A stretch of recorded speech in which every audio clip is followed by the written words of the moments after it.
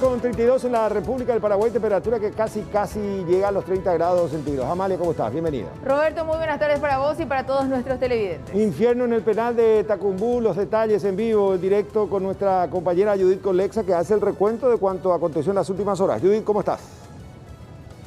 Buenas tardes, Roberto, Amalia de la audiencia. Por cierto, sigue el intenso movimiento aquí en la Penitenciaría Nacional de Tacumbú, teniendo en cuenta que siendo el día después de este violento amotinamiento que dejó como resultado al menos 7 muertos, ya que se actualiza esa cifra, hace instantes la ministra Cecilia Pérez confirmó que habría un muerto más en el interior del penal, pero que todavía el cuerpo no fue retirado. Teniendo en cuenta toda esa situación, los organismos de intervención están empezando a llegar nuevamente aquí hasta el sitio para recabar más información, y ahora también se investiga de manera paralela la posibilidad que guardia cárceles podrían estar también por detrás de posibles sometimientos a los reclusos. En este caso también se enfoca en lo que tiene que ver principalmente con los fallecidos en extremas circunstancias. En instantes le vamos a contar más de todo lo que se vivió entre ayer y hoy aquí en el penal de Tacumbú.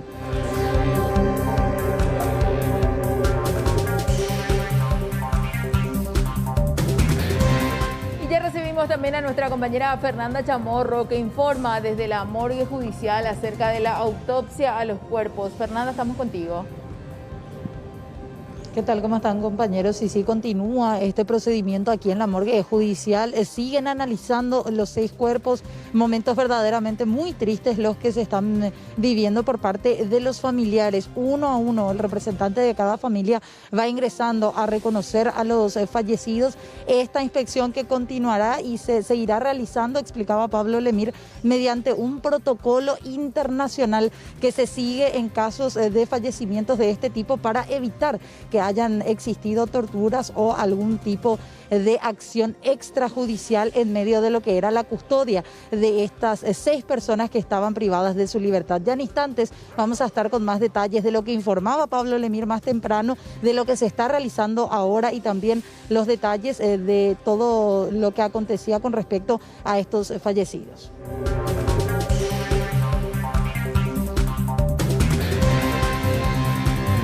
Mariano está con la ministra Cecilia Pérez, que se enfrenta por un lado con los delincuentes comunes, corrientes, aquellos agavillados y también aparentemente con mafiosos de cuello blanco. Adelante, Mariano. ¿Qué esconde este amotinamiento? Muchas preguntas quedaron luego de este episodio sangriento en la cárcel de Tacumbú.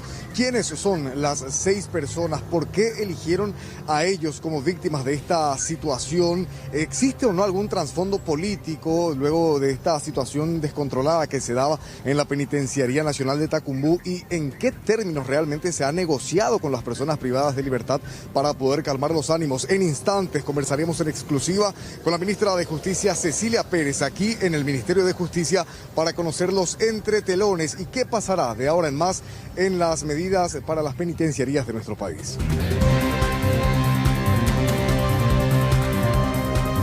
11:35, día clave con respecto a la utilización del billetaje electrónico. Nuestro compañero Natanael Cáceres le toma el pulso a lo que dicen los usuarios en esta primera jornada. Nata, ¿cómo estás? ¿Qué tal, Amalia? El saludo a Roberto y también para todos los televidentes. Es así, a partir de hoy ya es obligatorio el uso del billetaje electrónico, por lo menos aquí en la zona del área metropolitana. Según el viceministro de Transporte, la gente podrá encontrar con mucha facilidad las tarjetas, ya que se habilitaron varios puntos para la adquisición y también para la recarga de las mismas. En instantes vamos a compartir todas las repercusiones y lo que dijeron los usuarios.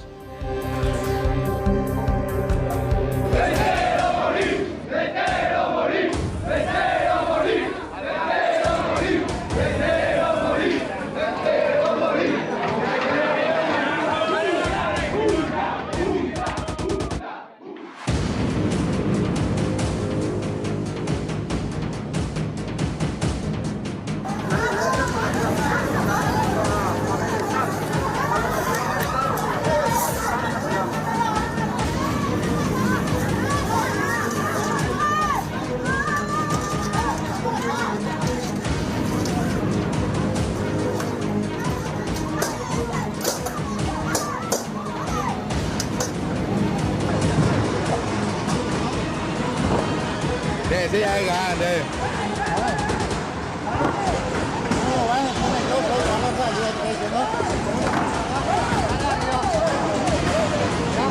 Los internos niegan la existencia de fallecidos. Nosotros hablamos ahora con los líderes de los pabellones. Se comprometieron, todos ellos se comprometieron a mantener la calma. Y lo otro que piden es igualdad en todos los centros penitenciarios del interior del país. Está totalmente...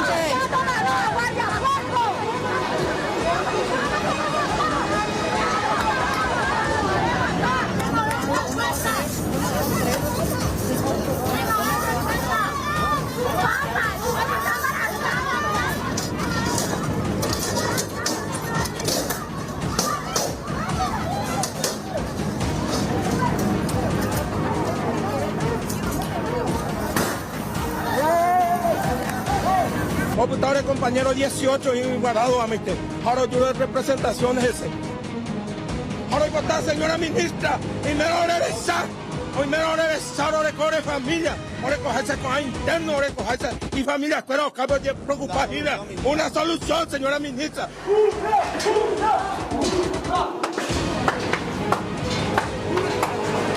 Yo soy celador de Paño Nuevo, donde comenzó todo este tema. Me llevaron adentro y de ahí no tuvieron que llevar nuestras piezas y juntaron todas allá a nuestro camarada. Sí, hay ganas.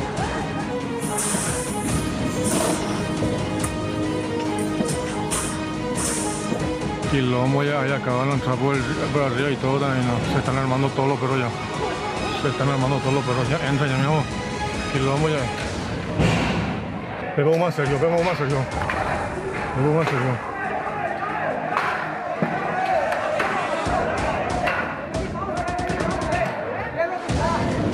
Reclamaron el esquema de Orlando Efren esta mañana, que pidieron explicaciones sobre el traslado. Dijeron que era injusto, nosotros le explicamos lo del plan de fuga y comprendieron. En conversación con los internos, ellos nos acercaron los cuerpos y empezamos a cargar los cuerpos ya en la ambulancia para su traslado en coordinación con el Ministerio Público en la morgue de Medicina Legal.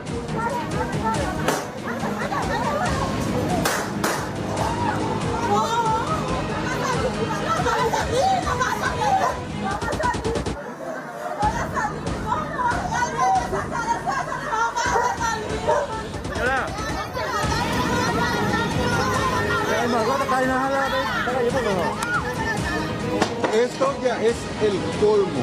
De motín en motín, aglomeración y ni siquiera hay un solo requerimiento. Una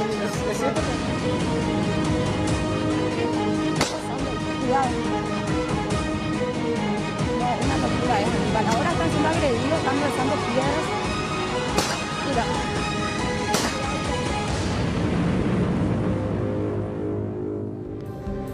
¿Y qué hay por detrás de esta secuencia, de esta seguidilla, amotinamientos, manifestaciones en la red de recintos penitenciarios del país? Por un lado, también hay que decir el enfrentamiento entre grupos antagónicos, los clanes tanto Rotela como del PCC. Pero, por otro lado, se menciona el corte de privilegios. Aparentemente, la ministra Cecilia Pérez molesta y mucho a un sector determinado del estamento político que acicatea la posibilidad de su renuncia. ¡Prefiero morir! ¡Prefiero morir! ¡Prefiero morir! ¡Prefiero morir! ¡Prefiero morir! ¡Prefiero morir!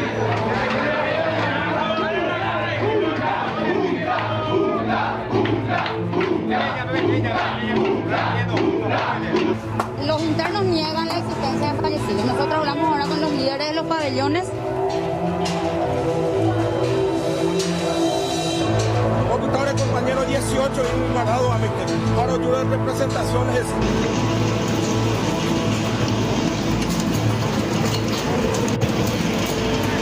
Y empezamos a cargar los cuerpos ya en la ambulancia para su traslado en coordinación con el Ministerio Público en la morgue de Medicina Legal.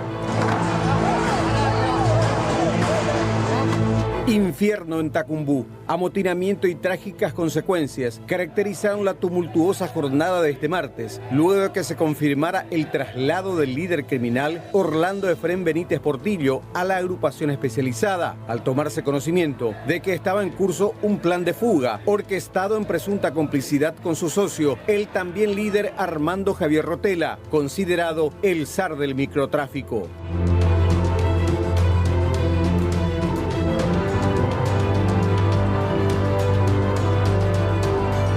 Numerosos internos del sector conocido como La Jungla dieron inicio a una violenta revuelta, tomando por completo el control del sector del Tinglado y su área circundante, quemando colchones y todo tipo de material combustible, munidos de peligrosas armas cortopunzantes e incluso de fuego y otros elementos contundentes.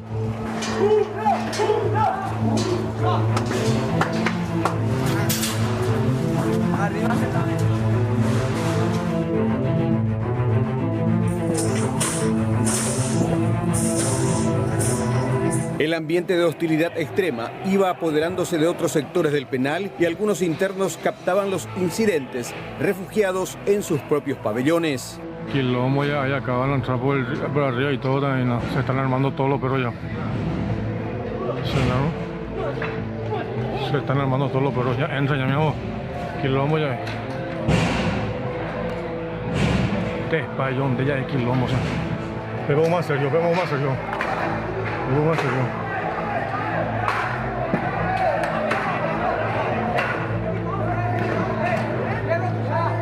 Entre tanto, bomberos de la policía y voluntarios de distintas compañías y agentes penitenciarios trataban de controlar los focos de incendios en medio de la tensión extrema que se vivía al interior de la cárcel. Es así que ante la falta de seguridad para continuar con la labor, los bomberos voluntarios tuvieron que replegarse mientras dotaciones de fuerzas especiales de la policía, antimotines y guardiacárceles intentaban contener la situación. En las afueras del recinto penitenciario, angustiados familiares de internos reclamaban alguna información sobre lo que estaba ocurriendo dentro del penal. Esto derivó también en incidentes.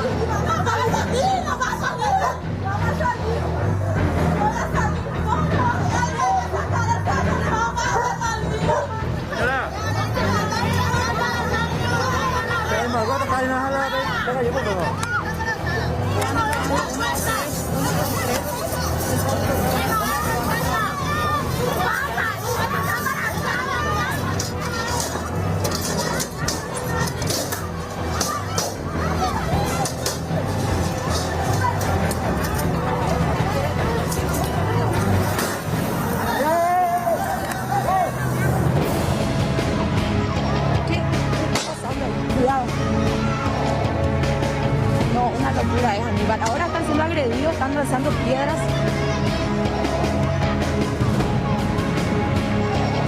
Mira. Los amotinados reclamaban la presencia en el lugar de la propia ministra de Justicia, Cecilia Pérez, que se concretó alrededor de las 20 horas. Fue para mantener una reunión con el designado como vocero de los internos amotinados, el recluso Arsenio Erico Alvarenga Sosa, alias Pacuí, secretario del líder del clan Rotela. Este condicionó la liberación de unos 18 agentes penitenciarios que quedaron arrinconados y como rehenes en un sector de la penitenciaría a cambio de que no se tomen represalias por la revuelta violenta y mejores condiciones de reclusión. Los internos niegan la existencia de fallecidos. Nosotros hablamos ahora con los líderes de los pabellones. Ellos pidieron para que ellos hay ya una calma.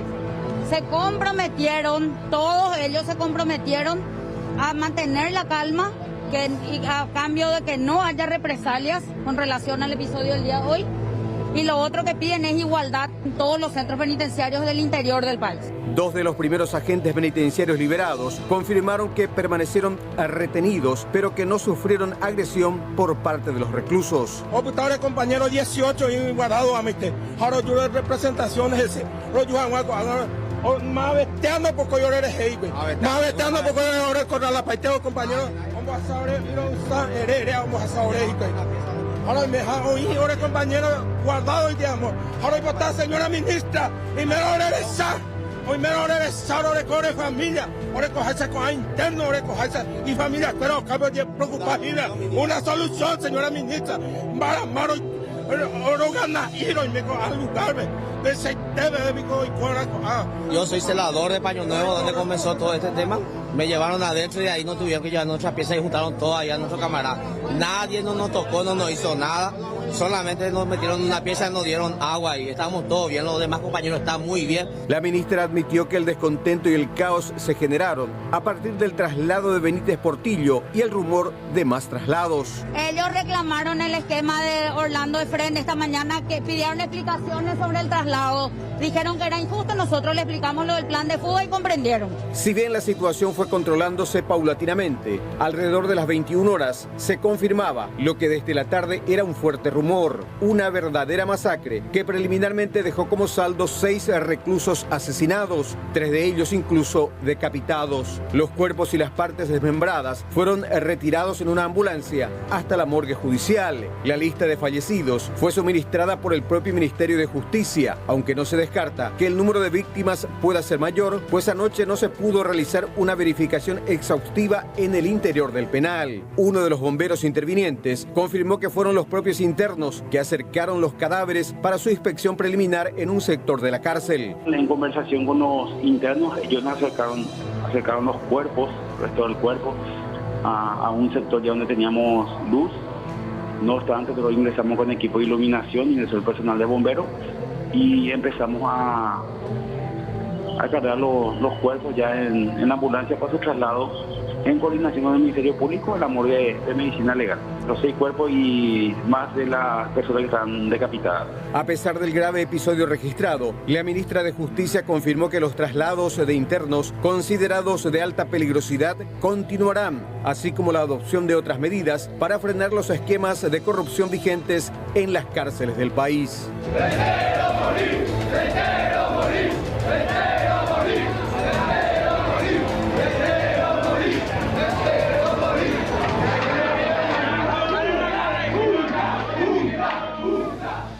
Y después de este recuento, recuperamos el contacto con Colexa, que está allí en Tacumbú. En este tramo, el mediodía, ¿cuál es el ambiente? ¿Qué es lo que se tiene como última novedad? ¿Se baraja como posibilidad concreta la existencia de otro cuerpo? Sería el 7º de entre todos los fallecidos, asesinados, ¿no?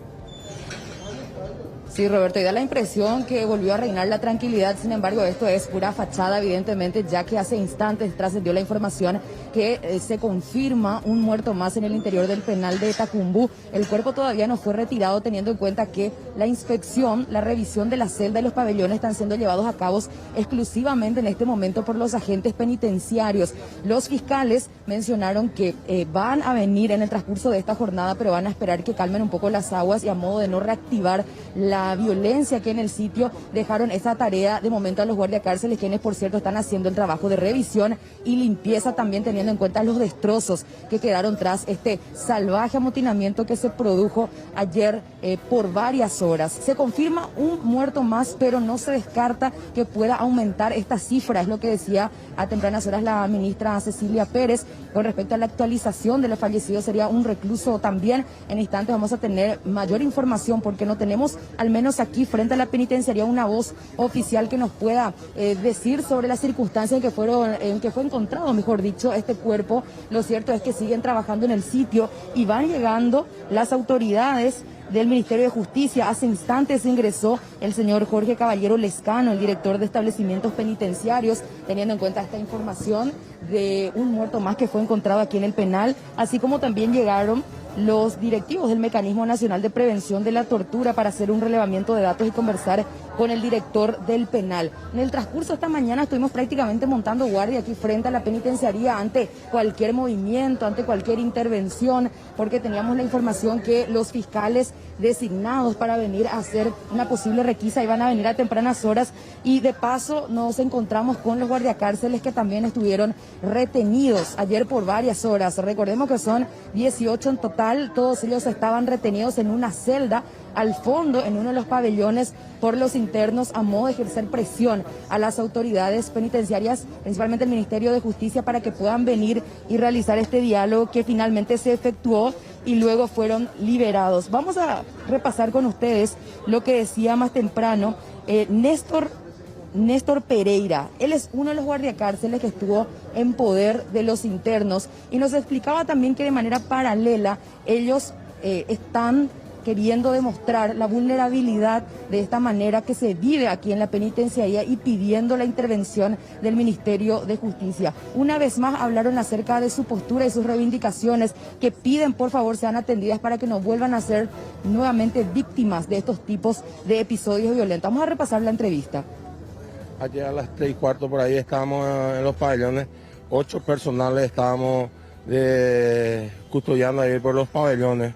De repente hubo la trifulca y no teníamos nada más que escapar porque ellos estaban más de 1.200 armados y nos agarraron y nos llevaron en un lugar de una celda.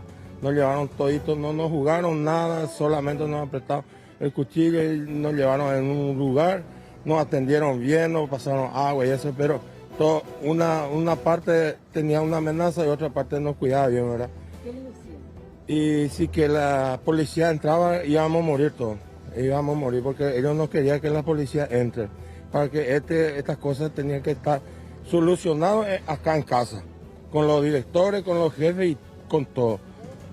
¿Detenidos por ellos vieron el momento en que estaban asesinándose entre sí? No vimos porque nosotros estábamos en una celda llaveados. Estábamos llaveados ahí. Y teníamos custodia de más de 50 personas que estaban ahí en el portón. Todo armado.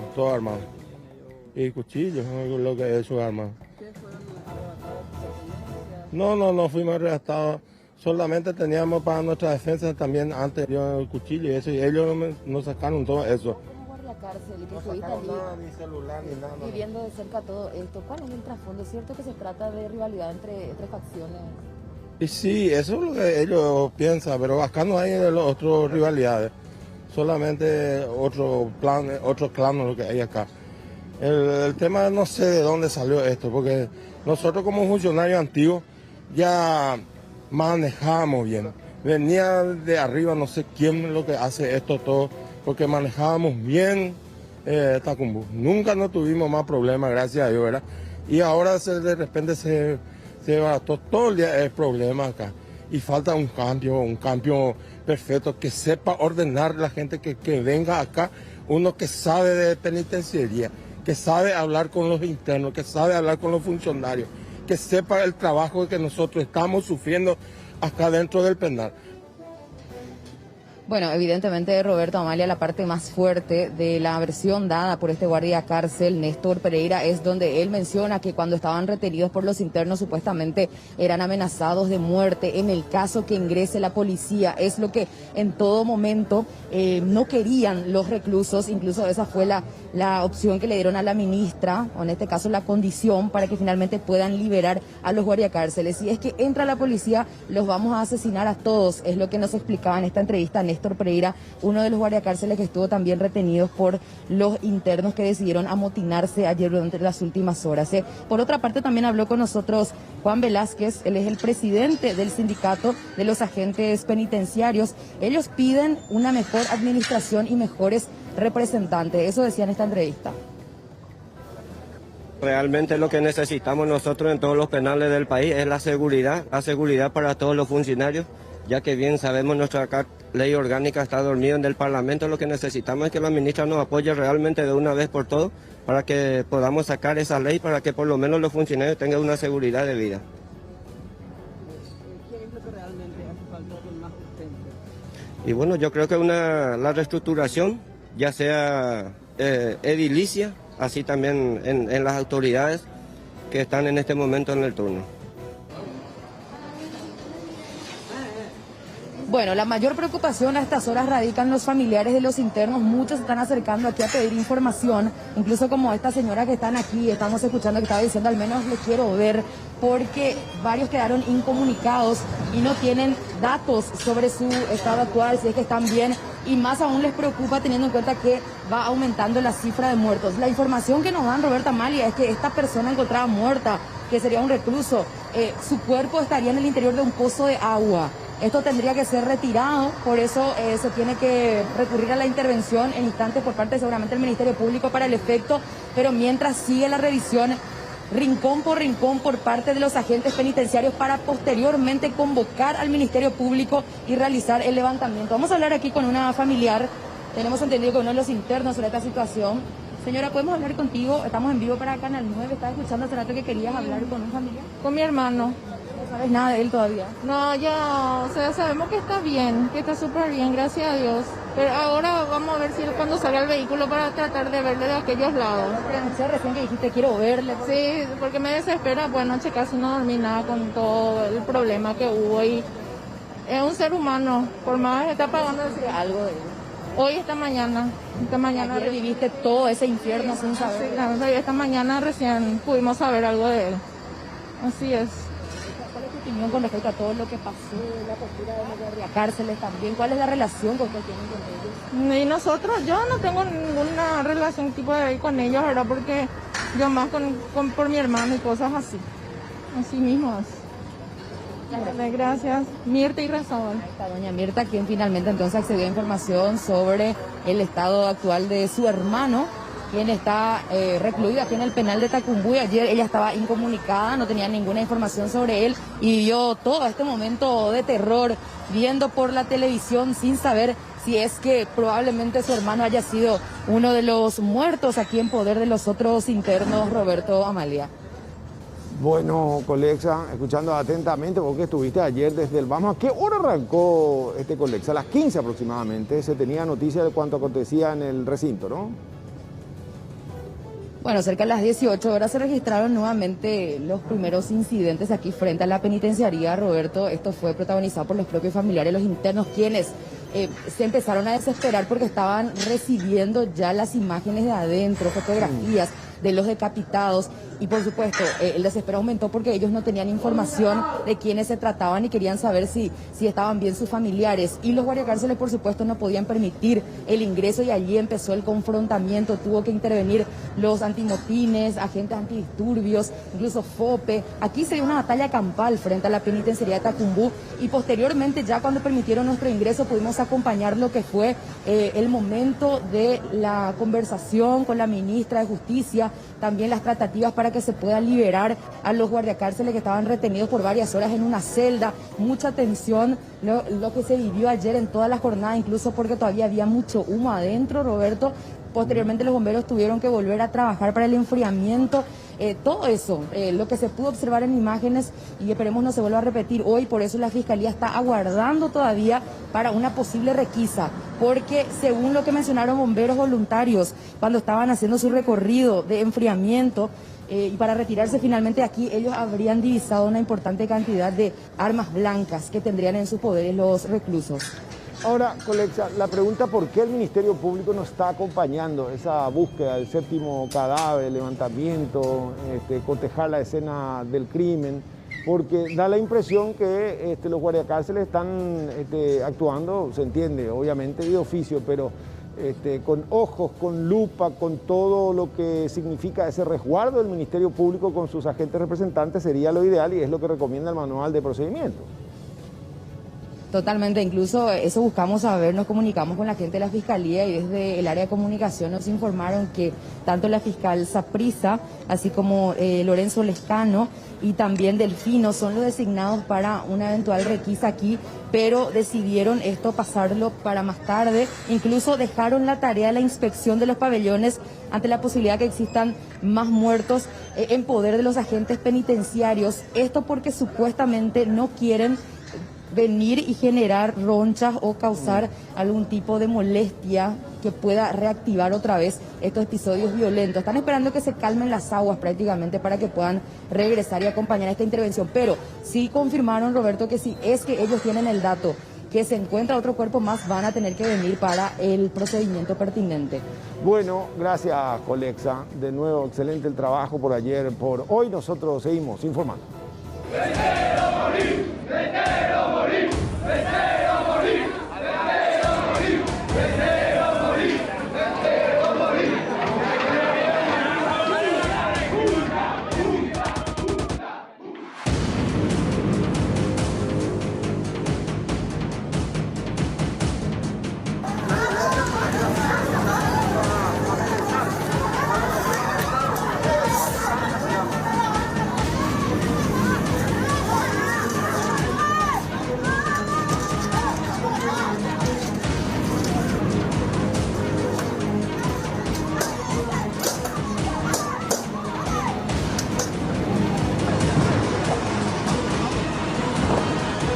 Sí, hay ganas.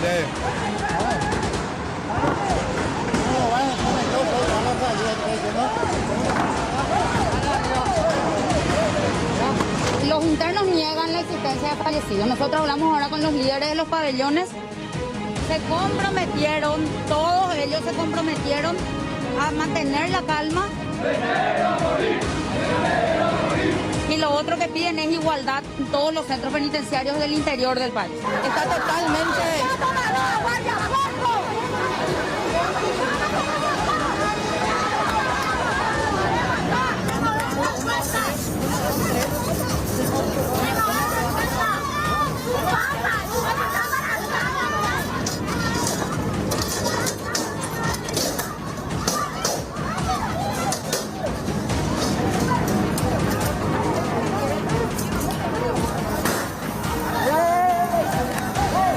Computadores, compañero 18 y guardado a mi te. Ahora yo de representaciones ese. Ahora está señora ministra y me lo regresar. Hoy me lo regresar, ahora coge familia. Ahora cogerse con interno, ahora cogerse y familia. Pero cabo de preocupación. Una solución, señora ministra.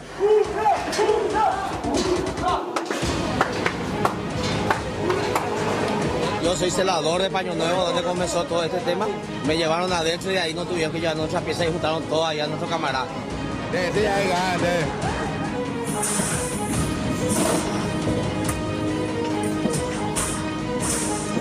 Quilombo ya acaban de entrar por arriba y todo, y no, se están armando todos los perros ya. Se están armando todos los perros ya. Entra ya mismo. Quilombo ya. Pegó más serio, pegó más serio. Pegó más serio.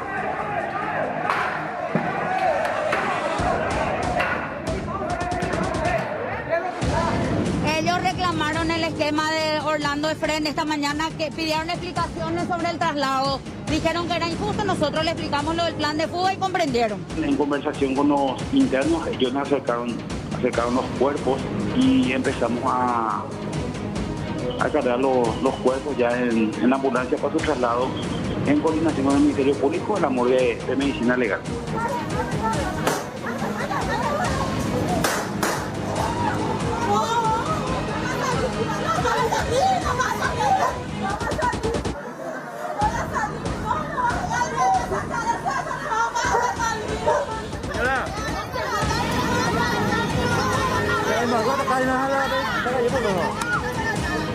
Esto ya es el colmo.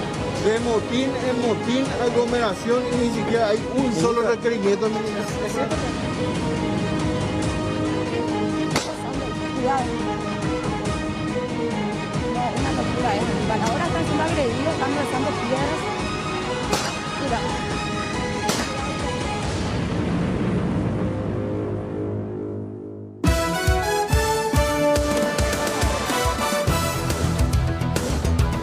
Vamos a seguir hablando de este tema. Recibimos a nuestra compañera Fernanda Chamorro, que está trabajando desde la morgue judicial con los detalles de la autopsia. Fernanda, estamos contigo.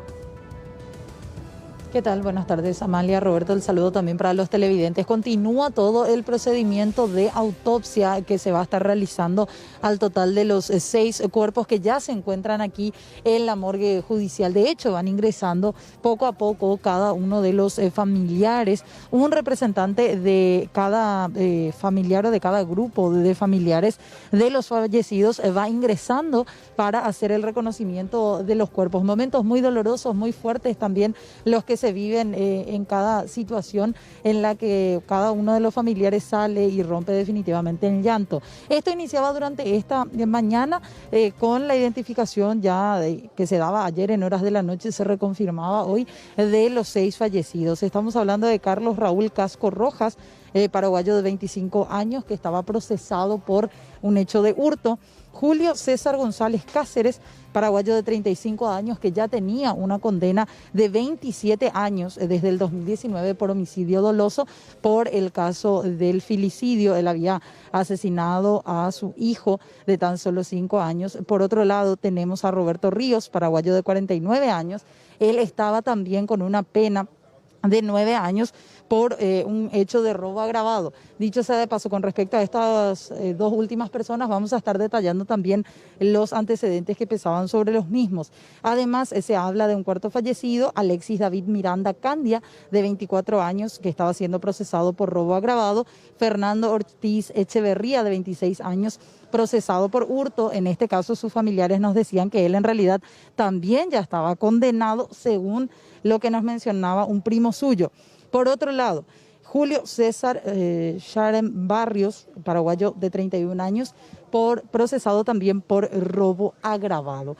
A estas 6 personas les están realizando la autopsia correspondiente. Más temprano, el forense Pablo Lemir estaba mencionando cuáles son los detalles de este procedimiento a realizarse. Están presentes algunos representantes de la Defensoría Pública, de la Fiscalía como tal, también agentes de crimen organizado que están coadyuvando al fiscal inicial, que es el agente Grisetti, y también están presentes otras personas más, otras autoridades forenses y de criminalística. ¿Qué es lo que se va a hacer? Se va a seguir un protocolo, el llamado protocolo de Minnesota, para analizar cuáles fueron las causas de la muerte, de las muertes de estos 6 fallecidos, de estos 6 reclusos, para determinar, en este protocolo lo que se quiere determinar es si hubo alguna muerte extrajudicial, alguna muerte irregular, teniendo en cuenta que estas personas estaban a cargo de funcionarios del Estado. Escuchemos lo que explicaba con respecto a las actividades que se están realizando ya ahora en la morgue judicial el doctor Pablo Lemir. Tomando en cuenta que se trata de una muerte en custodia, es decir, estamos hablando de una muerte producida dentro del penal, bajo la custodia y la tutela del Estado, vamos a aplicar el protocolo de Minnesota de investigación de muertes en custodia. Eso implica la realización de la autopsia completa de los 6 cadáveres. Todos los cadáveres ya están identificados por el sistema AFIS, es decir, ya sabemos ese cadáver a quién corresponde. Coinciden los 6 nombres, ¿sí? Pero lo que vamos a hacer ahora es el proceso de la autopsia con el fin de salvaguardar cualquier indicio o evidencia que pueda arrojar después, posteriormente, resultados para lo que es la investigación de cómo se produjo los hechos, etcétera, etcétera. Y sobre todo, como les estoy mencionando, el tema de los derechos humanos. Es por eso que se va a aplicar el protocolo de Minnesota. Es algo más lento, ¿ya? Porque va mucho más allá de simplemente inspeccionar el cuerpo y decir cuáles son las lesiones y la causa de muerte. ¿Por qué eso? Como acabo de decir, el protocolo de Minnesota ustedes lo pueden googlear, está disponible en internet, pueden bajarlo para tener mayor comprensión del tema, porque va a ser extenso si explico todo el protocolo de Minnesota, que tiene 120 páginas. Pero el protocolo de Minnesota es un protocolo que se sigue por directrices de las Naciones Unidas, por el sistema interamericano, y estamos nosotros como país regidos por la convencionalidad, por las convenciones de derechos humanos. Entonces tenemos que seguir el protocolo de Minnesota para la investigación de la muerte en custodia. ¿Cuánto tiempo duraría esto? No sabría decirte, estamos hablando de 6 cuerpos, ya está la jueza ahí adentro, estamos esperando simplemente la presencia del defensor público, que tiene que estar presente como todo anticipo jurisdiccional de prueba. Está la jueza, están los fiscales. También estamos dándole participación a un par de médicos del sistema del Ministerio de Justicia.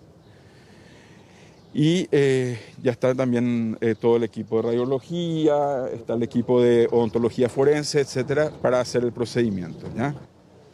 Bueno, ahí estaba lo que explicaba el doctor Pablo Lemir con respecto a todo este procedimiento que tendrá que durar horas. Informaba también que estaba presente la jueza que tiene que finalmente también estar acompañando todo esto. La jueza de atención permanente, Hilda Benítez Vallejos, es la que está también incluso acompañando el procedimiento. La veíamos a su llegada también durante esta mañana en este lugar. Estamos aguardando, estamos expectantes. Nos mencionaba incluso el doctor Pablo Lemir que esto podría tardar bastante tiempo más de lo que se está aguardando del procedimiento normal que se suele realizar. Por lo menos desde aquí estamos observando un movimiento constante de adentro, tanto de los fiscales coadyuvantes, que son Federico Delfino y Lorenzo Lescano, de crimen organizado, que ellos continúan acompañando todo este procedimiento, además del fiscal principal, el agente Grisetti, que desde anoche ya tomó intervención de este caso. Están también el agente del Departamento de Crimen contra el Crimen Organizado de la Policía Nacional, encabezando todo esto el comisario César Silguero, además, como decíamos, de representantes de la Defensoría Pública. Todo esto siguiendo este protocolo internacional a ser aplicado en este tipo de muertes muy violentas, muertes principalmente que se dan en estas circunstancias en donde estas personas estaban bajo custodia del Estado. Vamos a escuchar a continuación al señor Esteban Echeverría. Él es primo de uno de los familiares. De hecho, que aquí los familiares nos pidieron en varios momentos un poco más de brindarles esa seguridad, porque están muy temerosos. Decían, no sabemos cómo fallecieron nuestros familiares y tememos también que si nosotros salimos, damos la cara y damos algún tipo de declaración, tengamos represalias hacia nosotros o hacia nuestras familias, teniendo en cuenta las facciones criminales también que operan desde la penitenciaría de Tacumbú y que incluso tienen, por así decir, sus tentáculos también en libertad operando para ellos. Es por eso que ellos incluso en todo momento nos piden que no mostremos el rostro de estas familias que están de hecho aquí aguardando la entrega de los cuerpos. Pero quien sí se atrevía a hablar era el señor Esteban Echeverría, desesperado porque él es primo de Fernando Ortiz Echeverría, uno de los fallecidos. Él más temprano pedía ingresar y poder reconocer a su primo. Decía que estaba a punto de terminar su condena. Según él, Echeverría ya estaba condenado a unos 3 años y unos meses más de prisión por un hecho de hurto. Esto era lo que mencionaba el señor Esteban. Pejano, eso fue el resultado. No le llamaron para reconocer. Sí, no, dice que ellos tienen el nombre de mi pariente acá, pero yo quiero verle, si es cierto. Yo puedo tener tu nombre y me voy a mirar y vos no sos eso, ¿verdad? ¿Qué parentesco tiene? Y ahora yo me fui a mirar y me dijo una psicóloga que supuestamente que va a tardar, que te tiene un protocolo. ¿Qué protocolo? Si todos sabemos por qué se murió, ¿verdad? ¿Por qué se murió según ustedes? Bueno, y un motinamiento y se sabe todo por qué se murió. Nadie se vaya a ponerte un remedio para matarte ahí. Todo se sabe por qué se murió. ¿Qué informaciones manejan de él? ¿Por qué él fue uno de los elegidos para morir? Y eso es lo que yo quiero saber también, por eso estoy acá. Quiero saber si mi gente está, si él es o no es, porque nosotros no podemos más. ¿No sí. confirmar todavía no pude confirmar, señor, no pude. ¿Cuándo fue la última vez que usted se comunicó con él? Y hace 3 días, él llama y llámalo a veces. Y ahora, por ejemplo, nosotros a las 2 de la madrugada estuvimos acá, nos dijo a las 10 de la mañana van a retirar el cuerpo. Ahora, le avisaron, don, que él había sido decapitado. y eso es lo que quiero, a nosotros nos avisó. Un guardia que trabaja ahí nos dijo, sí, él se le decapitó y yo quiero verle si es cierto. ¿Ustedes le visitaron el domingo, el día de visita? No, hace un mes porque no pudimos ¿En qué pabellón él guardaba reclusión? En Pabellón Libertad. Ya estaba por salir, estaba por hurto agravado. ¿Cuánto le faltaba para salir? Y 3 meses y algo, poquito ya. Sí. ¿Y él había sido condenado? Sí, ya estaba condenado, pero ya está por salir ya. Y eso que quiero saber, por eso nosotros vinimos acá para aclarar, para que no se aclare la cosa. ¿Él nunca le manifestó que era No, amenazado? él nunca tuvo nada de riña, nada no tuvo, no. Él es un buen muchacho, bro. por algo lo que está pasando eso. Nosotros queremos saber si es cierto, si él está acá. Queremos mirar y ver que ellos hagan su autopsia, lo que quiera por él. Pero, ¿De qué tienen miedo? y nosotros tenemos miedo de todo, de todo tenemos miedo. Legalmente, de todo. Oportunamente se termina todo y vamos a conversar. Solamente nos estamos dirigiendo a una reunión. Ya eso depende de los técnicos. Ya eso escapa a nuestro trabajo. ¿Verdad? ¿Ustedes van a ir ahora a fiscal a Tacumbú teniendo en cuenta? Estamos trabajando. Gracias, muchachos. Se confirma fiscal. Vamos a dar esa información después. Bueno, el fiscal Federico Delfino me confirma un compañero si es que nuestra imagen continúa al aire.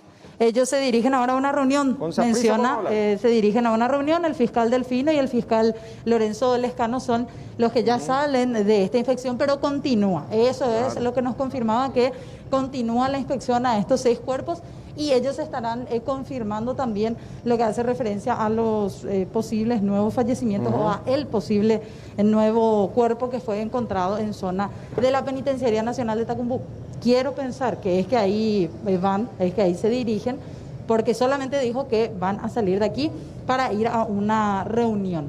Rápidamente incluso los vemos salir de aquí, pero continúa igual el fiscal Giovanni Grisetti en este lugar. Decíamos, una gran cantidad de familiares también aquí, Amalia, Roberto y televidentes. Sin duda. Vamos a ver dónde... A ver, bueno. Todavía no sale el comisario... A ver, allá me parece que... Vamos a ver lo que menciona César Silva. Pero vamos a confirmar eso con criminalística. Ahora, comisario, en ese video donde los que cometieron el ilícito dicen que la traición tiene nombre y apellido y corean jungla, ¿qué lectura le dan ustedes? Bueno, evidentemente esos son signos, características de grupos, evidentemente, en relación a posible traición que hubo en algún, como integrante o como parte del grupo. ¿Jungla relacionado al clan Rotela, comisario? Y es uno de los clanes que es más fuerte en Tacumbú. Comisario, ¿se confirma entonces el fallecimiento de una persona más o que se encontró un cuerpo más en Tacumbú? La información es que se encontró un cuerpo, ahora nos vamos con la fiscalía, el médico forense y criminalística para constatar eso. El trasfondo de estas muertes, comisario. Y estamos analizando. ¿Pero sería una vendetta? Y prefiero terminar la diligencia y después hablar sobre eso. ¿Estas personas quizás conocían el plan de fuga? Y estamos en eso, no quisiera adelantar eso. ¿Ustedes se van ahora a Tacumbú? Ahora nos vamos a Tacumbú. ¿Este Gracias. fallecido pertenecía a algún clan? Ahora vamos a verificar eso. Comisario, los trabajos aquí en la morgue, ¿cuántos cuerpos ya fueron verificados? Y están trabajando los médicos forenses. Ahora vamos por el 7º, vamos a ir con la fiscalía a tomar intervención. ¿Es ya que ya fueron verificados los 6 cuerpos? Ahora están terminando casi.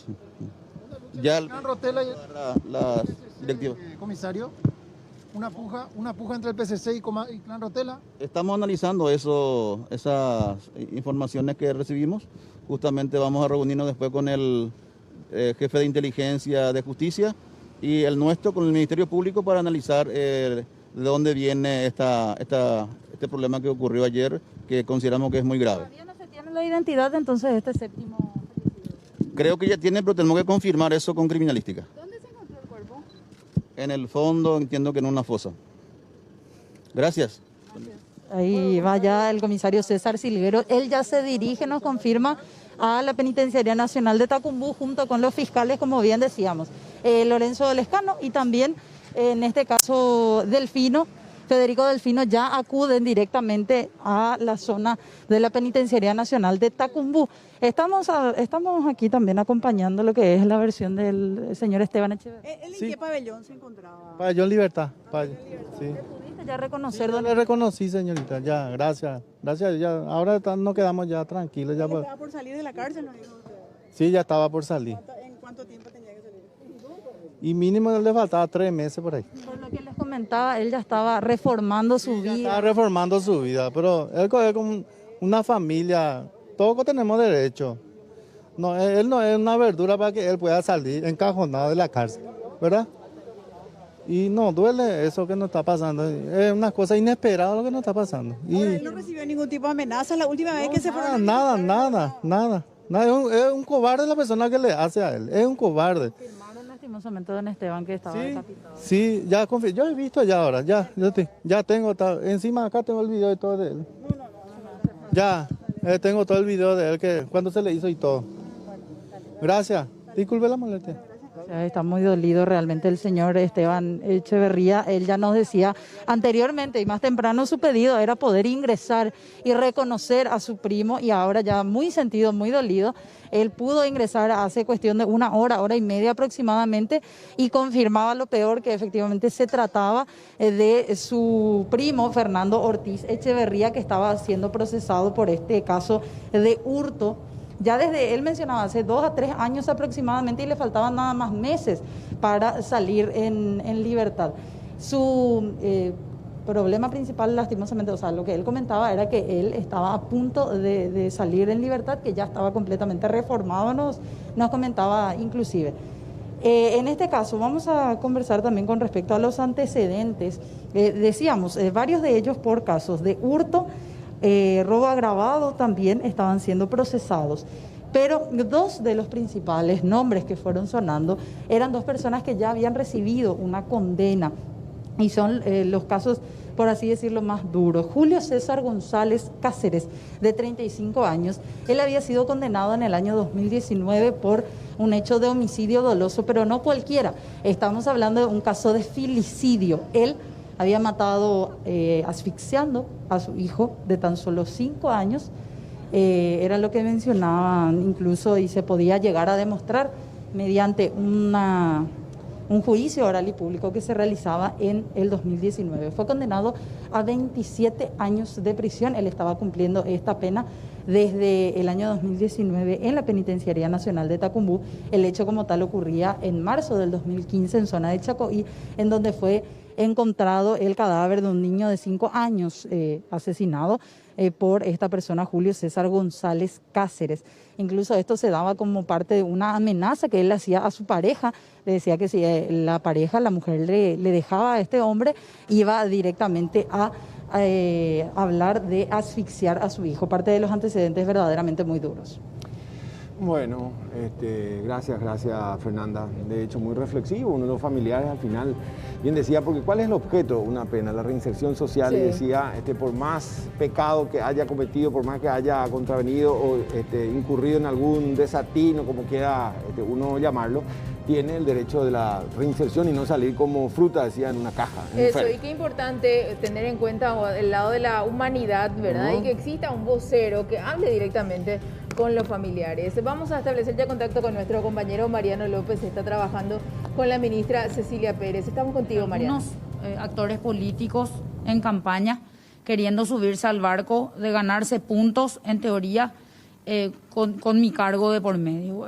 Acá la gente tiene que hablar con la verdad y decir realmente lo que pasó y no estar tratando de quitar rédito político en contra del presidente de la República. Es una injusticia. Nosotros trabajamos arduamente en este lugar, es un lugar crítico. Nosotros recibimos este Ministerio en Emergencias y tuvimos que administrar todo este tiempo 2 emergencias, la penitenciaria y la sanitaria. Y estamos haciendo realmente muchísimo más de lo que podríamos hacer con lo poco que tenemos en una situación precaria, y hay que hablar con la verdad. El tema entonces fue el plan de fuga frustrado, por así decirlo, y eso generó el levantamiento. Eso sí, sí. Y respecto a esos 6 fallecidos, ahora nos decía se confirma un 7º fallecido, ¿por qué? Bueno, nosotros tenemos que ver cuáles son las rencillas internas que tienen ellos o que tenían ellos, de si se aprovechó la situación para cobrarse venganza o qué es lo que realmente sucedió, pero es una cuestión interna. Aquí no es que se enfrentaron 2 grupos como sucedió en San Pedro, sí es en el marco de la crisis penitenciaria, sí es en el marco de los hechos de violencia en los centros penitenciarios, pero no estamos hablando de un hecho similar a San Pedro. Amalia, Roberto, la ministra les escucha también para las consultas. Bueno, primero que nada arrancamos con Amalia diciendo de la fortaleza, la determinación que tiene la ministra Cecilia Pérez, y eso se destaca y rescata a nivel ciudadano. Ahora, por otro lado, están los delincuentes comunes, corrientes, están aquellos agavillados que tienen sus propios clanes, pero también se menciona, y valga el concepto, Una delincuencia... Deberíamos mejorar, compañeros, de la línea de comunicación porque te copiamos apenas, Roberto, apenas te copiamos porque quiero seguir vamos a cambiar, conversando mientras con la ministra, mientras esperamos que... ese retorno. Entonces, ministra, nada más ahora aprovechando que estamos en vivo, la fuga de Orlando Efrén Benítez. ¿Qué tan importante él era o qué pudo haber construido, por así decirlo, en lo que respecta a adeptos, simpatizantes ahí dentro de Tacumbú? Bueno, Orlando Efrén Benítez es una persona que tiene un perfil de altísima peligrosidad, ya se escapó de los centros penitenciarios con anterioridad, tiene conductas violentas cuando hace sus fugas y evidentemente hay alguna afinidad importante, por lo que nosotros creemos que es una cuestión propia de Tacumbú y no un tema de un enfrentamiento de clanes. Él tenía ahí un pequeño negocio, creo una cantina, sí. Y por ahí tal vez él también se hacía conocido entre la población. Sí, pero no es solamente una cuestión, este tema del motín de ayer no es solamente una cuestión de solidaridad con un compañero que hayan reaccionado solamente por el traslado. Esto se suma al descubrimiento del plan de fuga que se aborta al ser descubierto con la filtración y el traslado de Orlando Efrén. Lo que hace es poner de manifiesto que ya teníamos conocimiento del plan de fuga, se siguió trabajando sobre el plan de fuga y bueno, hubo una versión supuesta de que se le iba a trasladar a otros internos a la tarde, que iba a haber un traslado masivo y eso exacerbó los ánimos para que la población se levante, pero básicamente es el plan de fuga descubierto y el traslado de Orlando Efrén. ¿Pudieron encontrar algún nuevo túnel? Nosotros estamos verificando ahora mismo estamos trabajando en la verificación. Sí, lo que podemos confirmar es que la persona que falleció es la última, no hay otro cuerpo y no faltan otros internos en la verificación. O sea, hoy podemos decir que no va a aumentar el número. Ahora sí les escucha, compañeros, la ministra. Bueno, decíamos, ministra, por un lado, la lucha común y ordinaria contra la delincuencia entendida como aquellos que contravienen un sistema penal. Y por el otro lado, los de cuello blanco. ¿Hay o no un sector político o como mínimo ciertos actores en el entorno del presidente de la República que acicatean la posibilidad de su renuncia, de que usted vaya hastiada de este cargo tan importante donde viene haciendo muy buena gestión? Por debajo se comenta que usted cortó ciertos privilegios, incluso algunos proveedores que generaban mucho dinero extra en cuanto a la administración pasada de Julio Javier Ríos, ex ministro de Justicia ya en el periodo de Mario Abdo Benítez. ¿Se podría mencionar aquello como una verdad tangible o no? Yo te pediría, Roberto, que me exoneres de contestar este tipo de preguntas porque son preguntas que tienen que el ámbito secundario. Nosotros estamos trabajando acá en una situación grave y yo no voy a contestar las manifestaciones del día de hoy de actores políticos importantes, ya sea del Ejecutivo o de otro sector, teniendo en cuenta que lo que nos ocupa hoy acá es mucho más grave. Ministra, tengo entendido que en las últimas horas recibiste el apoyo del presidente de la República, pero igualmente es una mochila muy pesada la que tenés encima y sobre todo con esa estrellita de ser mujer, ¿verdad? ¿Estás igualmente decidida a continuar en el cargo? Yo voy a seguir trabajando el tiempo que tengo, ya sea un día, un mes o un año. Y voy a seguir trabajando mientras me quede, ¿verdad? Yo creo que este no es el momento de renunciar, no puedo ser yo irresponsable de dejar el ministerio en plena crisis. Hay que asumir las circunstancias y hay que tomar medidas y después haremos la evaluación, pero ahora estamos trabajando justamente en informar a todos los poderes del Estado la situación actual, el relevamiento de las víctimas y la colaboración con la investigación del Ministerio Público. Bueno, en estado de crisis, como bien se menciona, ¿hace cuánto tiempo se declaró precisamente? Usted ya llegó, recuerdo aquel hecho dantesco en San Pedro, después la fuga en Pedro Juan Caballero, ahora esto, o sea que secuencialmente una seguidilla de hechos muy concretos, ¿no? Que sin duda erosionan, pero también es allí donde se puede medir el temple de su gestión. En el 2019 se decretó la emergencia penitenciaria, en septiembre del 2019, y bueno, este es un lugar donde uno tiene que trabajar 24 horas los 7 días a la semana, no hay descanso, ya asumimos luego en esa situación y acá todo el equipo está consciente de que eso es así. Sí implica mucha energía y mucho desgaste, pero es un compromiso que nosotros asumimos con el presidente y vamos a continuar. ¿Existe la posibilidad de cambio del director de Tacumbú, ministra, teniendo en cuenta lo que decían también los guardiacárceles, que no funciona esa comunicación con los internos, que necesitan una buena cabeza ahí en el lugar? Yo en este momento no le voy a cambiar a él porque hay una investigación abierta y sacarlo sería intervenir o interrumpir la investigación pública, en primer lugar. En segundo lugar, siempre es conveniente. Se le cambia al director, ¿verdad? Tenemos que trabajar internamente como consecuencia de estos hechos. No puede ser que solamente el director sea responsable. Bueno, ministra, queríamos insistir, pero usted bien dice, no va a entrar porque también se entiende. Hay que desdoblar. Por un lado está esto que se presenta como tangible, real, y por el otro las famosas internas de la ANR que ahora evidentemente como que buscan generar ciertos espacios de poder y allí su cargo en juego. ¿Qué es lo que le dijo Martín Arévalos? El 2 por 1, que iban a descabalgarle a él de su candidatura y paralelamente la sacaban a usted porque molesta a un grupo y que él iba a asumir el cargo. Lo que pasa es que acá hay gente que no habla con la verdad, ¿verdad? Se plantea como que se le ofreció el cargo, pero el presidente de la República no le ofreció el cargo. Entonces, por eso es que yo reclamo que me metan a mí en un esquema electoral en el que no tengo nada que ver y que a través mío copiarle al presidente de la República. Ante el primer rumor, el presidente me dio su apoyo y me dio fuerza para seguir trabajando tranquila. Y bueno, y después surge que no se sabe ni siquiera quién es la persona que hace el ofrecimiento, porque acá tampoco se cuenta quién es el que hace el ofrecimiento para que se vea realmente si eso existió o no existió o cuál es la verdadera versión de eso. Por eso a mí me parece en extremo injusto que se le pretenda golpear al presidente, ya sea políticamente o a través de su gestión, a través de este ministerio, que es un ministerio difícil para sacar un rédito electoral. Yo no estoy de acuerdo con eso, me parece una injusticia. El presidente siempre me apoyó en el trabajo y él es consciente de que este lugar es difícil. ¿En algún momento evaluó la posibilidad, su familia le pidió que renuncie más allá de que usted esté determinada en seguir y enfrentar la situación dada en este conflicto? En este mismo momento, por esta situación, no. En algún momento sí, yo misma no mi familia.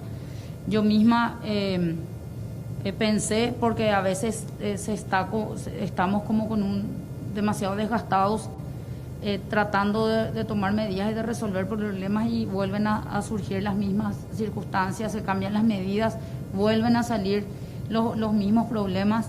Entonces llega con un punto a veces que uno dice, esto no tiene solución, estamos trabajando en saco roto.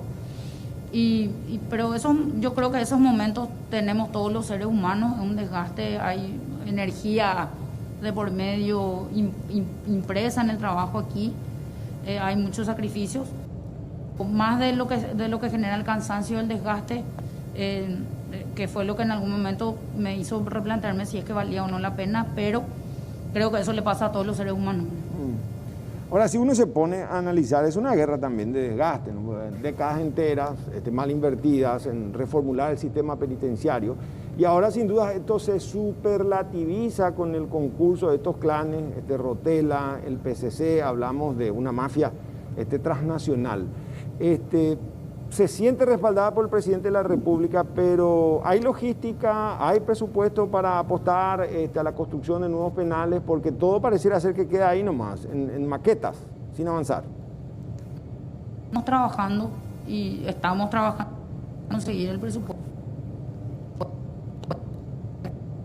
El trabajo de la tecnología que hay que instalar y para el próximo año ya el personal que va a entrar en los centros penitenciarios, que este año tienen que hacer necesariamente, porque va a haber un curso de formación que va a ser obligatorio, o sea, van a ingresar porque la base es la reforma personal, que es trabajo con los tres poderes del Estado. Nosotros creemos que hay ajustes legislativos que hay que hacer en algunos códigos.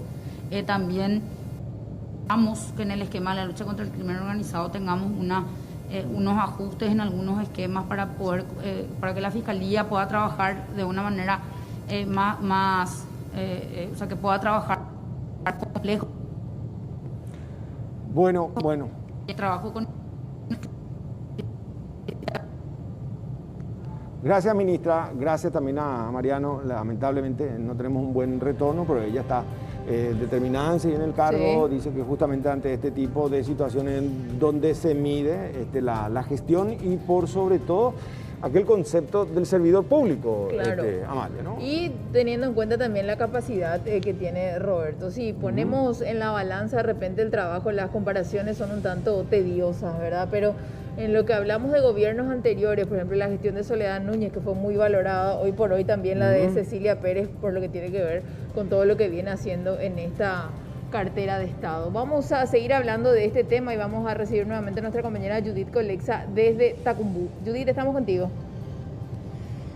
Sí, Amalia, así como habíamos anticipado al inicio de nuestro informativo, se confirma la muerte de otro recluso más en el interior de la penitenciaría. Por ese motivo, la comitiva fiscal policial especializada en crimen organizado ya llegó aquí. Hasta la penitenciaría ingresó el fiscal Federico Delfino, Alicia Saprissa, Lorenzo Lescano, así como el comisario César Silguero, para poder verificar en qué circunstancias se encuentra este cuerpo, porque se habla que está supuestamente en el interior de un pozo de agua. Probablemente los internos responsables hayan querido ocultar el cuerpo, es por eso que costó un poco más encontrarlo por parte de los agentes penitenciarios, quienes se estaban encargando de esa revisión. Y así como también les mencionaba hace instantes, una vez confirmada la existencia de otro cuerpo aquí, es cuando se iban a constituir los fiscales. Ya están, por cierto, para ese trabajo. Por cierto, también estamos viendo aquí una ambulancia que serían de los bomberos que ayer estuvieron trabajando. Les preguntamos si ellos serían los responsables de llevar este cuerpo hasta la morgue, sin embargo nos mencionan que no vinieron para eso, sino más bien para buscar sus herramientas, que se olvidaron ayer o que más bien dejaron para poder llevar los 6 cuerpos hasta la morgue judicial. Esa es la diligencia que se está haciendo. ¿O no el billetaje electrónico? Es la gran pregunta. Nuestro compañero Natanael Cáceres está con algunos detalles de esta primera jornada. Nata, estamos contigo. Hola Amalia, muy buenas tardes, el saludo cordial también para todos los televidentes. Si es así, llegó el día D, como se dice, porque a partir de hoy en la zona metropolitana la gente que va a viajar en bus, en el colectivo, tiene que utilizar ya lo que es el billetaje electrónico. Los choferes a partir de hoy ya no tienen que agarrar el dinero en efectivo. Según el Viceministerio de Transporte, las tarjetas están en los sitios que se han promocionado para la adquisición y sobre todo hay una cantidad importante como para que todos los ciudadanos puedan acceder a la compra y así también a los puestos de recarga. Vamos a compartir lo que decía el viceministro Pedro Britos con respecto a la implementación oficial del billetaje electrónico. El único medio de pago a partir de hoy es la tarjeta electrónica, tanto de Yajá como de más, ¿verdad? Esa es la herramienta hoy y el mecanismo, el método para poder viajar, que es mucho más práctico, mucho más seguro. Sobre todas las cosas también, hoy vamos a darle un descanso también a los amigos choferes que ya van a estar exclusivamente concentrados en conducir y en dirigir el bus, ¿verdad? ¿Qué pasa si un lector no funciona? ¿Tiene que darse de baja este bus? Bueno, en el caso de que un lector no funcione, a través de un decreto que salió, el usuario debe viajar gratuitamente en ese momento. El chofer está obligado a alzar al pasajero.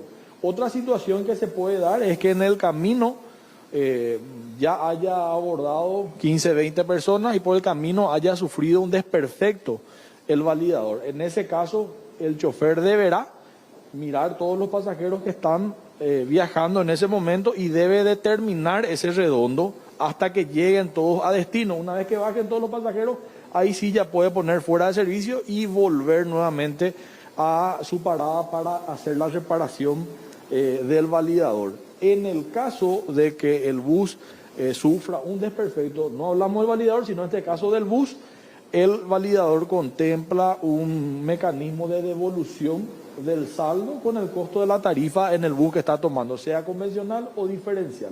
Eso, el chofer está obligado a devolverle el pasaje que cobró por ese servicio. Bueno, ahí hablaba también el viceministro de los incidentes que se puede dar entonces para el pasajero. Si de repente el validador no funciona, tiene derecho a realizar ese viaje gratis. En caso de que el colectivo se descomponga, también hay un mecanismo de devolución del pasaje por parte entonces de la empresa de transporte, así que uno podrá recuperar su pasaje si es que se descompone el colectivo. Son las diferentes circunstancias, pero ¿qué dice la gente?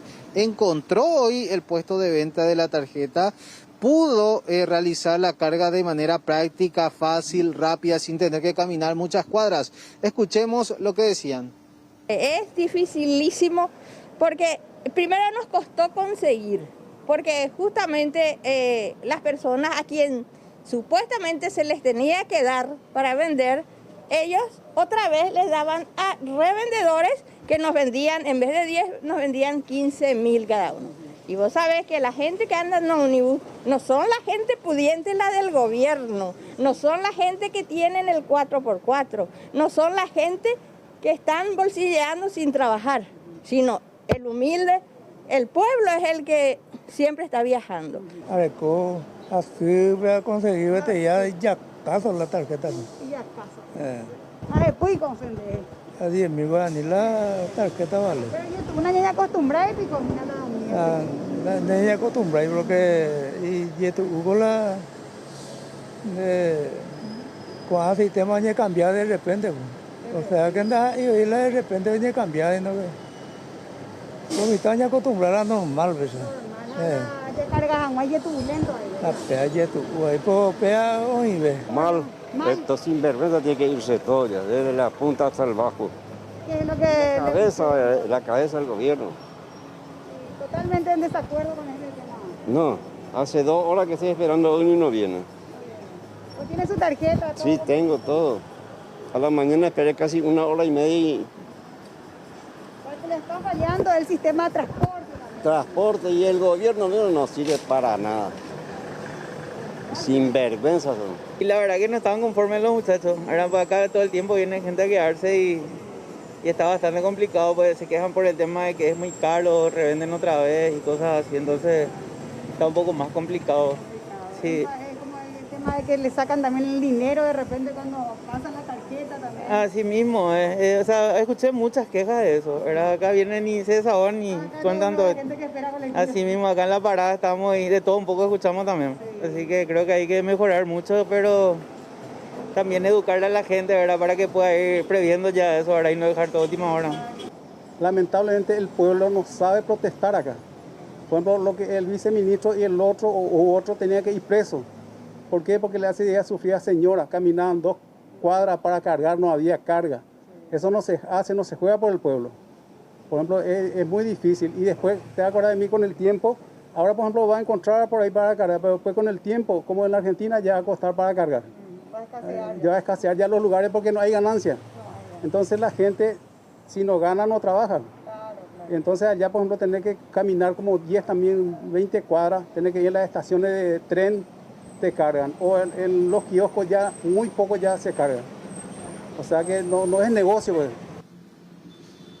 Bueno, esas son las diferentes opiniones, Amalia y Roberto, de los usuarios del transporte público y principalmente a los adultos mayores es como que más le está costando utilizar, ya que están acostumbrados a lo largo de toda su vida a pagar el pasaje con dinero en efectivo. De repente se ven dificultados como para utilizar la aplicación, para ver el sistema de recarga y así también la utilización de la tarjeta misma. Pero sin dudas muchos se están adaptando al cambio a pesar de la disconformidad de muchos usuarios. Y hay que darle el tiempo nuevamente con respecto a la utilización, pero sí, en definitiva hay que corregir esto que tiene que ver con la venta que se hace, ¿verdad?, por parte de los revendedores y así también esas recargas. No da que tengan que caminar 2 o 3 cuadras para poder recargarlas. Gracias, Nata, por este contacto. Más información. Hasta luego. Y a eso las 12:45 Justamente yo me despedí de ellos y ellos se embarcaron. El avión justamente estaba en este lugar y volvieron para Asunción, ¿verdad? Y prácticamente en 2 horas recibimos nosotros la mala noticia de que el avión se estrelló o cayó ahí en la zona de Ñuguazú, ¿verdad? El obispo comunica de que el avión que vino justamente para hacer unas gestiones acá, no pudo aterrizar y tuvo ese desenlace fatal en el cual iba José. A nosotros nos comunicaron que perdió la vida y después de unos 10 minutos dijeron sigue vivo. O sea que fue una sensación así de tristeza y de repente de esperanza. Un milagro y realmente todos nos pusimos a llorar, como yo les comentaba ahí en la asamblea. Toda la comunidad ese día estaba en la casa de José. Se siente mucho la solidaridad en la comunidad, pero eso es típico aquí de la zona, ¿verdad? Cuando hay gente que necesita, se unen, se solidarizan, y más en este caso un joven, ¿verdad? Llega mucho a la comunidad. Bueno, desde Asunción saludamos a nuestro querido compañero Marcelo. Está con todo el equipo técnico humano del SNT allá en esa lejana, olvidada comunidad de Fuerte Olimpo, con el doctor Gallagher, el profesional que acompañó a esa sufrida madre en horas muy azorosas, que fueron 14 hasta llegar acá para estar al lado de su hijo. Adelante, Marcelo. Muy buenas tardes. Hola Roberto, ¿cómo estás? Vos sabés que nos tomaste en una charla amena aquí con el doctor René Gallagher, como bien contabas en esta entrada. Vaya el saludo para todos de Fuerte Olimpo. Es uno de los héroes de esta historia. Está el milagro evidentemente hecho por el Supremo, pero también este señor de 33 años, médico de profesión, acompañado de la señora Blanca a bordo de su camioneta, vivieron una experiencia que no la vivís todos los días y que esperan no volver a vivirla nunca más. Doctor, muchísimas gracias por tu tiempo. El país está viendo a través de la señal del SNT. Queremos compartir contigo, recordar lo que hace 8 días ustedes vivían con la señora Blanca. Antes que nada, buenas tardes. Muy buenas tardes, Marcelo. Un placer a todos los que están viendo. Sí, Marcelo, recordar aquel momento en que tuvimos esa triste noticia en donde una aeronave cayó con las esperanzas de un niño, le digo, pues, con sus 18 años todavía no está lo suficientemente preparado como para enfrentar esta gran sociedad que tenemos, ¿verdad? Un amigo como el coronel Pérez Trío, que se nos fue también, ¿verdad? Y los demás tripulantes, un olimpeño nato también que se nos escapó en esta triste tragedia. No es más que el sinónimo, mi querido Marcelo, de la necesidad que tenemos de contar con la atención del Estado, de contar con esa tan anhelada ruta. Son 150 kilómetros y de ahí hago un llamado al querido presidente, al querido ministro de Obras Públicas, hagan historia en Alto Paraguay. Son 150 kilómetros de esperanza que renovaría toda la estructura en Alto Paraguay, en la capital departamental, Marcelo. Salimos aquella vez con Blanca, inmediatamente recibió la noticia de que había alguien que había sobrevivido. ¿Cuándo recibiste la noticia de que cayó el avión, doctor? Yo recibí 10 minutos después de la caída. Estaba por la calle cuando un amigo se acerca y me dice, mira, doctor, se cayó un avión, me pasó el listado, entre ellos estaba el coronel Pérez Trío. Ya inmediatamente me dice, mira, y falleció el hijo de Blanca. Esas fueron las palabras del amigo, ¿verdad? La triste noticia era aterrador. Conocemos a José. José Daniel es una imagen del hijo que queremos, ¿sí? Esa es la imagen de José Daniel, del hijo que cualquier padre ansiaría por tener. Un hijo ejemplo, un hijo que siempre está presto a ayudarle en su motocarrito a los indígenas, le alza en cualquier parte. Un joven que estudió siempre, renombrado en nuestra comunidad, viene de un padre ejemplar como José Ramón Sabán, viene de una madre ejemplar como Blanca Bacari, gente luchadora. Y bueno, ahí está el fruto, ¿verdad? Un hijo con todas las características que nosotros ansiamos. Fuiste el quinto en llegar en la casa, me decías, cuando ocurrió la tragedia. Fuimos el quinto, sí, con mi señora. Llegamos a la casa de Blanca. Ya ella se inundó en llantos, ¿verdad?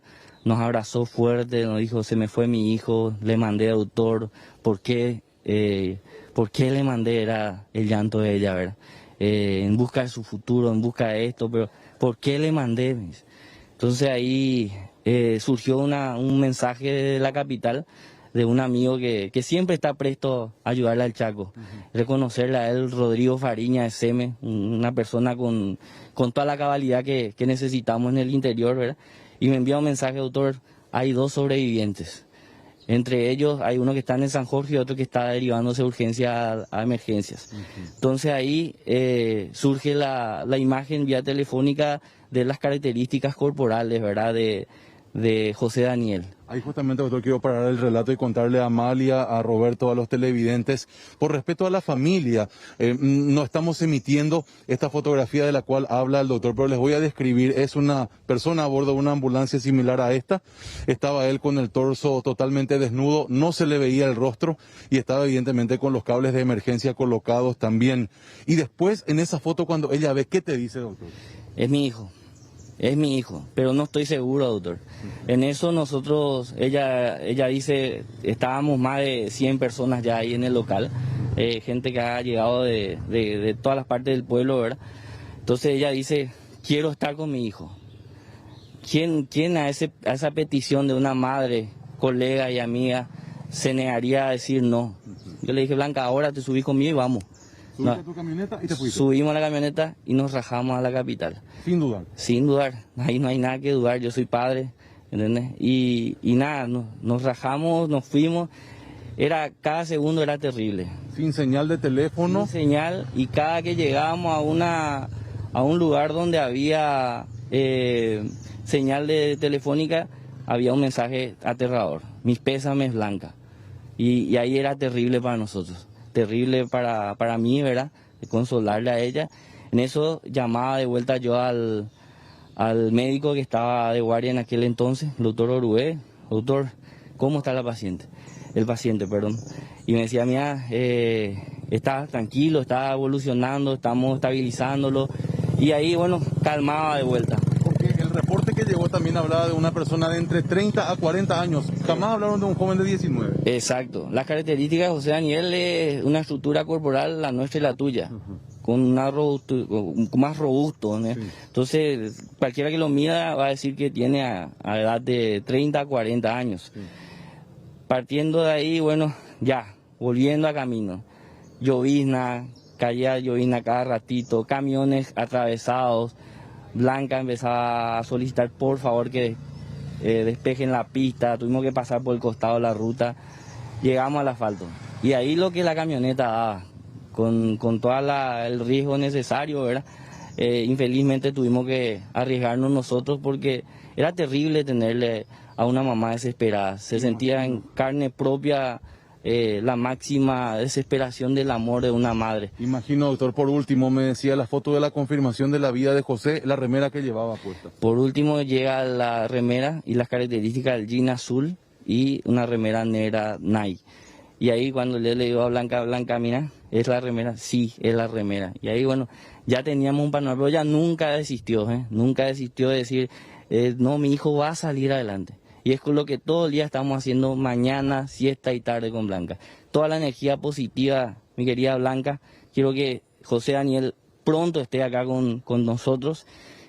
Es un gran joven que necesita llegar acá a Puerto Limpo a demostrarnos el milagro que él tuvo ahí en esa caída de avión. Porque es más que un milagro. Con todo lo que vimos en la televisión, no pudo haber salido. Y la bendición que Blanca expidió ahí fue lo que le dio el fruto de hoy estar con vida, ¿verdad? Doctor, muchísimas gracias por atendernos, pero por sobre todas las cosas por tu don de gente, por salvar a una persona, eso no lo hace cualquiera. Muchas gracias. Gracias a ustedes, Marcelo. Muchas gracias a todos. De esta forma, el relato en primera persona, Semo Pirimbá, Roberto Amalia. También el doctor está muy emocionado porque imaginen ustedes, como papá, como ser humano, como mamá, también nos ponemos en la piel de esta gente.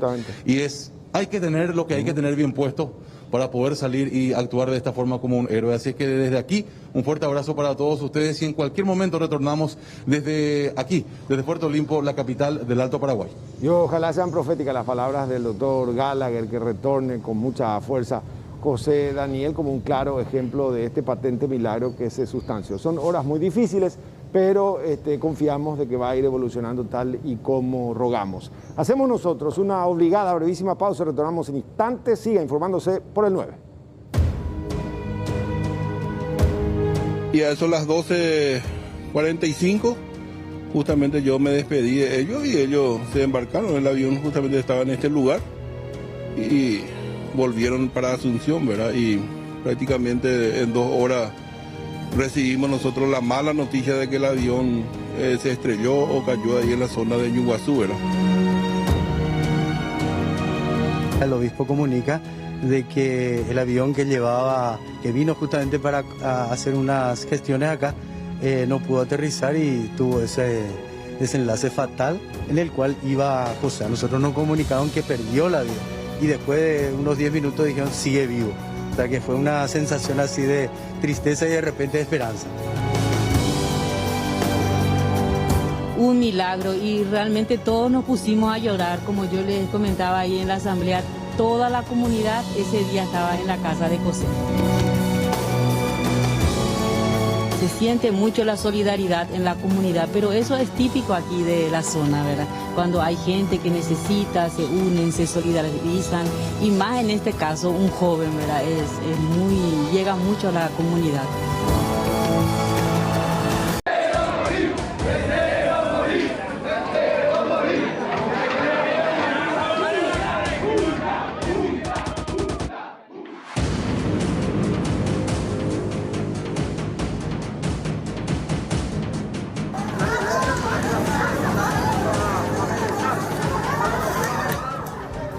Minuto a minuto la información se concentra tanto en el penal de Tacumbú como en la morgue judicial. Recibimos nuevamente a nuestra compañera Judith Colexa. Colexa, contigo.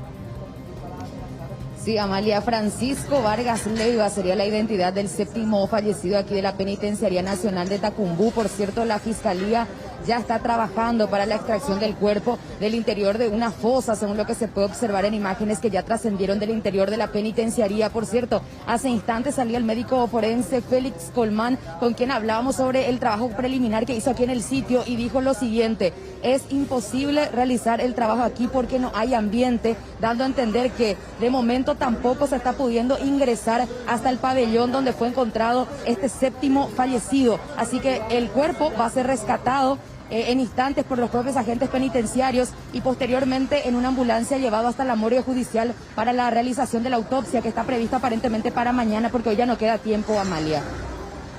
Bien, Colexa, gracias por este contacto. Recibimos ya a Fernanda Chamorro desde la morgue. Fer, contigo.